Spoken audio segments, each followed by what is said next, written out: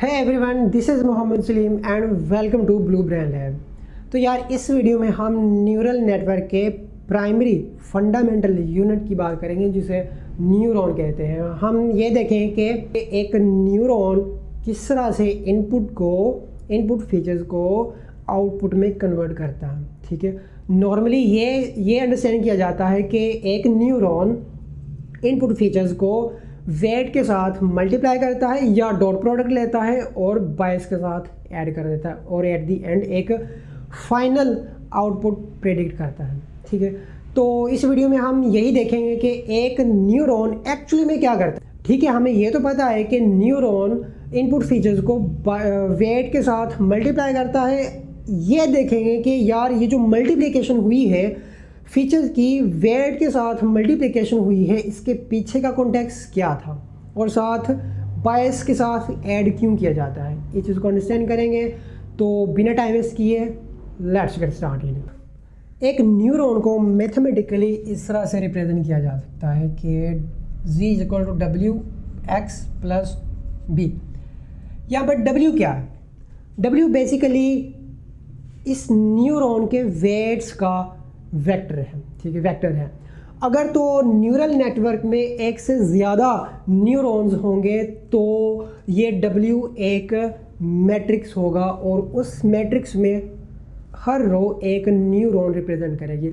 उस रो में हर वेट्स उस न्यूरॉन के वेट्स को रिप्रेजेंट करेगा। ठीक है जी। अच्छा, इसके साथ X क्या है? X बेसिकली इनपुट फीचर्स का एक वेक्टर है और एट दी एंड एक B क्या है? B एक स्केलर वैल्यू है। ये क्यों यूज़ की जाती है इसको अंडरस्टैंड करेंगे और साथ वेट क्यों यूज़ किए जाते हैं ये भी अंडरस्टैंड करेंगे। अच्छा, न्यूरॉन एक मैथमेटिकल लीनियर फंक्शन है। इसका क्या मतलब है? लीनियर फंक्शन एक ऐसा फंक्शन होता है जिसकी आउटपुट को, जिसके रिजल्ट को अगर ग्राफ में रिप्रेजेंट किया जाए तो वो हमेशा एक स्ट्रेट लाइन क्रिएट करेगा। फॉर एग्जांपल ये, ठीक है, हमेशा एक स्ट्रेट लाइन क्रिएट करेगा। कौन? क्या? Linear function. तो न्यूरॉन भी एक लीनियर फंक्शन है। ठीक है, ये थी इसकी मैथमेटिकल फॉर्म। अगर इसके स्ट्रक्चर को अंडरस्टैंड करें तो स्ट्रक्चर में ऑब्वियसली बात है, एक न्यूरॉन सबसे पहले क्या लेता है? सबसे पहले इनपुट फीचर्स को एक्सेप्ट करेगा। ठीक है, और लेट्स से के इनपुट फीचर्स 3 इनपुट फीचर्स हैं, X1, X2, X3। और ये आपको ऑलरेडी पता है कि हर इनपुट फीचर के साथ एक वेट लाजमी असाइन किया जाता है।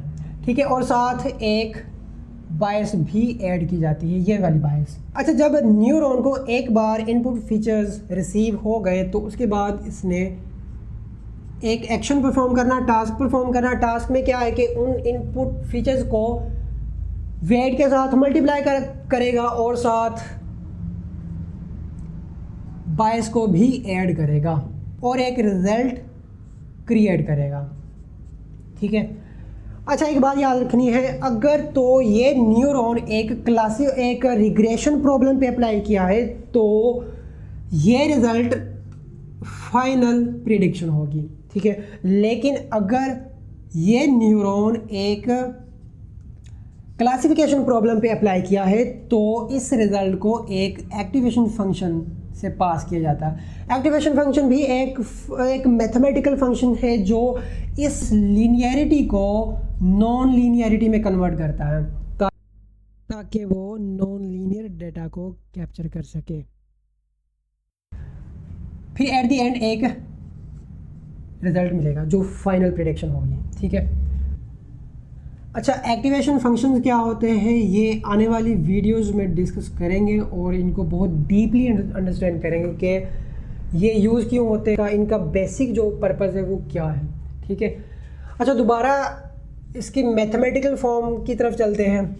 z = WX + B, क्योंकि हमने ऑलरेडी डिस्कस किया है कि ये एक वेक्टर होगा, ये रो वेक्टर भी हो सकता है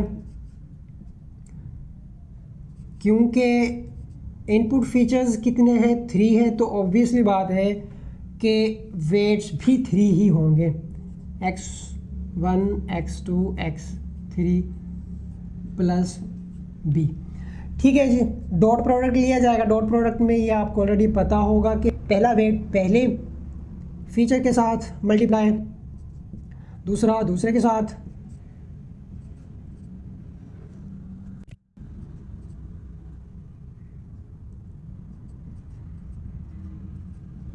और 22। अच्छा, ये क्वेश्चन क्या बता रही है? ये क्वेश्चन बता रही है कि हर इनपुट फीचर को उसके कोरस्पॉन्डिंग जो वेट है उसके साथ मल्टीप्लाई किया जाएगा, जो उनका रिज़ल्ट होगा फिर उनको ऐड किया जाएगा और फिर 22 के साथ ऐड कर दिया जाएगा। ठीक है, ये आपको ऑलरेडी पता है, यहाँ तक आपको ऑलरेडी पता है। अब इसके बाद जो हमने डिस्कस करना है वो ज़्यादा इम्पोर्टेंट है। देखो, इमेजिन करो कि जितने भी वेट्स हैं वो 1 है और 22 0 है। x1, x2, x3 और ये 0। तो ये इक्वेशन ये बन गई है। अब ये इक्वेशन क्या बता रही है? इस इक्वेशन को गौर से देखो तो ये इक्वेशन बताएगी कि यार जो न्यूरॉन है ना वो कुछ भी नहीं करता सिवाय जो हमारे इनपुट फीचर्स होंगे उन सभी को कंबाइन करता है, बस। इसके अलावा न्यूरॉन कुछ भी नहीं करता। क्या करता है? मेन क्या काम, उसका मेन क्या काम है? मेन काम क्या है कि सिर्फ इनपुट फीचर, जितने इनपुट फीचर्स होंगे सभी को वो कंबाइन कर देगा, उनको ऐड कर देगा।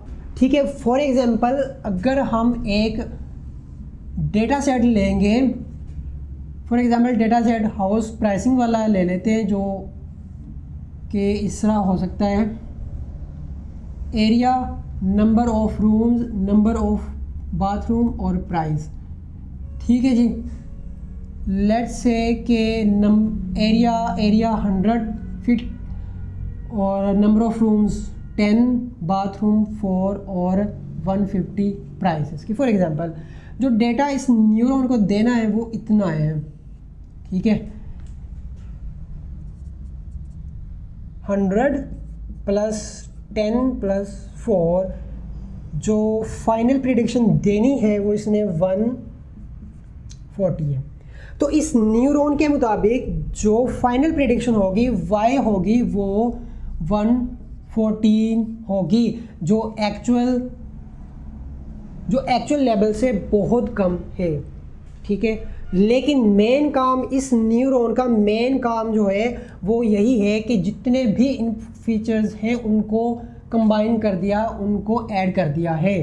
ठीक है, तो इस इक्वेशन से ये वाज़िया क्लियर हो गया है कि जो न्यूरॉन है वो इनपुट फीचर्स को कंबाइन करता है, मतलब हर इनपुट फीचर्स की जो कंट्रीब्यूशन है, कंट्रीब्यूशन को कंबाइन करता है और एट द एंड एक रिजल्ट दे देता है। ठीक है, इसके बाद इसका लॉस कैलकुलेट होगा और ऑब्वियसली बात है कि लॉस भी फिर ज़्यादा ही होगा, क्योंकि 150 माइनस 140, तो इमेजिन करो कि जो लॉस हुआ है वो 50 हुआ है फॉर एग्जांपल। ठीक है, तो अब क्या करना है? अब क्या टारगेट है? अब टारगेट ये होता है कि इस लॉस को रिड्यूस करना। इस लॉस को रिड्यूस करने के लिए क्या करना पड़ेगा? क्या इसको चेंज कर सकते हैं? नहीं, ये तो फिक्स है, इसको तो चेंज कर ही नहीं सकते। तो हम इसको इंक्रीज कर सकते हैं, इसको चेंज कर सकते हैं। ठीक है, अब ये चेंज कब होगी? जब इनपुट फीचर से चेंज होंगे। जारी बात है, जब इनकी वैल्यूज चेंज होगी तो ही 114 चेंज होगा। लेकिन एक और मसला ये आ जाता है कि ये भी फिक्स है, इनको भी चेंज नहीं कर सकते। फॉर एग्जांपल मैं 100 को इस एक्चुअल के पास ले जाने के लिए फॉर एग्जांपल मैं 130 कर देता हूँ और 10 को 25 कर देता हूँ। चलिए 4 ही रहेगा।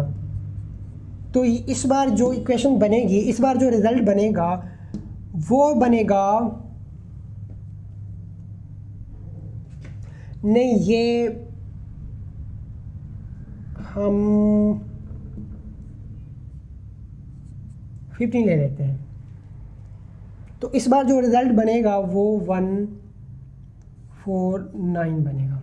ठीक है जी, ये तो चेंज कर लिया, लेकिन इशू क्या है? इशू ये है कि हम इसको तो चेंज कर ही नहीं सकते। क्यों नहीं चेंज कर सकते? क्योंकि डेटा तो फिक्स होता है, डेटा को तो चेंज कर ही नहीं सकते। फिर कोई हल भी होगा। हल यही है कि अगर इस इनपुट फीचर्स को किसी स्केलर वैल्यू के साथ मल्टीप्लाई किया जाए, जिस तरह अगर इसको किसी स्केलर वैल्यू से मल्टीप्लाई किया जाए, जैसे कि 130 करने के लिए फॉर एग्जांपल हम इसको 13 से मल्टीप्लाई कर देते हैं, ठीक है, और इसको 15 करने के लिए 1.5 से मल्टीप्लाई कर देते हैं, और ये 4 ही रखने के लिए 1 से मल्टीप्लाई कर देते हैं। तो ये जो स्केलर वैल्यूज़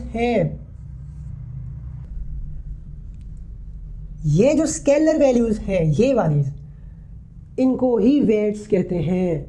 तो अब आपको एक चीज़ क्लियर हो रही होगी कि यार ये जो स्केलर वैल्यूज़ है ना, इन्होंने ही इसकी कंट्रीब्यूशन को कंट्रोल किया है। पहले इनकी कंट्रीब्यूशन कम थी, अब इनकी कंट्रीब्यूशन को ज़्यादा करने के लिए ये जो स्केलर वैल्यूज़ है ये ज़्यादा हुई हैं। ठीक है, इनपुट फीचर चेंज नहीं हो सकता, लेकिन उसको अगर किसी स्केलर वैल्यू से मल्टीप्लाई किया जाए तो वो चेंज हो सकती हैं। तो ये ही वेट्स हैं, और ये वेट्स ही इन इनपुट फीचर्स की कंट्रीब्यूशन को कंट्रोल करते हैं। ठीक है, तो ये बात क्लियर हो गई है कि जो वेट्स है, ये वेट्स क्या करते हैं? ये वेट्स बेसिकली इनपुट फीचर्स की कंट्रीब्यूशन को कंट्रोल करते हैं। ठीक है, एट दी एंड न्यूरॉन ने जो इनपुट फीचर्स हैं उनको ही ऐड करना है, उनको ही कंबाइन करना है, लेकिन इनकी कंट्रीब्यूशन को जिस चीज़ ने कंट्रोल करना है वो वेट्स हैं। ये वेट्स इन्होंने ही इनके इन्फ्लुएंस किस चीज़ के ऊपर? आउटपुट के ऊपर जो इन्फ्लुएंस पड़ रहा है उसकी कंट्रीब्यूशन को कंट्रोल करते हैं। इसीलिए इनको ट्यूनिंग नॉब्स कहते हैं। और ये जो इनकी ऑप्टिमल वैल्यूज़ है, ये during back propagation using gradient descent find की जाती हैं, जब लॉस का derivative with respect to in weights के फाइंड किया जाता है। तो वो जो वो ग्रेडियंट की वैल्यूज़ आई है उनके साथ इनको अपडेट किया जाता है। तो अब ये चीज़ वाज़िया हो रही है कि यार जो वेट्स हैं ये सिर्फ़ और सिर्फ क्या करते हैं? ये जो इनपुट फीचर्स हैं इनकी कंट्रीब्यूशन को कंट्रोल करते हैं कि एक इनपुट फीचर कितना कंट्रीब्यूट करेगा, उसको कितना कंट्रीब्यूट करना चाहिए।